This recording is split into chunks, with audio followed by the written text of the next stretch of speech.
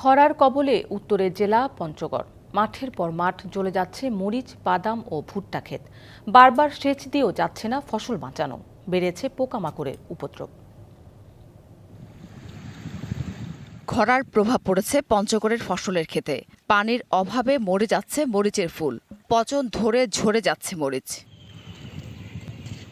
বাদাম ও ভুট্টা ক্ষেতেও ব্যাপক প্রভাব পড়েছে গরমের। চরম বিপাকে পড়েছেন চাষিরা।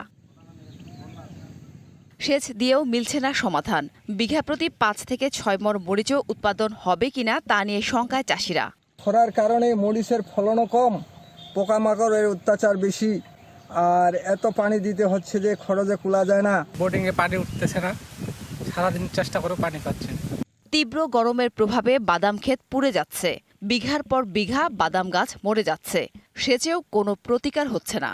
বারবার পানি দিয়েও টিকে না, আর গর্তগুলোতে পানিও পাওয়া যাচ্ছে না। বাদামও ফসল এখন হচ্ছে না, ফসলগুলো মরে যাচ্ছে। এদিকে একই অবস্থা ভুট্টারও। ঝলসে যাচ্ছে গাছ। এমন পরিস্থিতিতে সেচ দেওয়ার পরামর্শ দিয়েছে কৃষি বিভাগ। আমরা কৃষি সম্প্রসারণ বিভাগের পক্ষ থেকে চাষিদেরকে সার্বক্ষণিক সেচ দেওয়ার পরামর্শ দিয়ে যাচ্ছি। বিশেষ করে যে সমস্ত ফসলে সেচের অভাব হচ্ছে সে সমস্ত ফসলে আমাদের উপসহকারী কৃষি অফিসারদের মাধ্যমে আমরা লিফলেট সহ চাষিদেরকে সেচের পরামর্শ দিচ্ছি। এবছর ৮,৬৮৭ হেক্টর জমিতে মরিচের চাষাবাদ হয়েছে। বাদাম ভুট্টার চাষও হয়েছে বিস্তীর্ণ এলাকা জুড়ে। DBC news desk.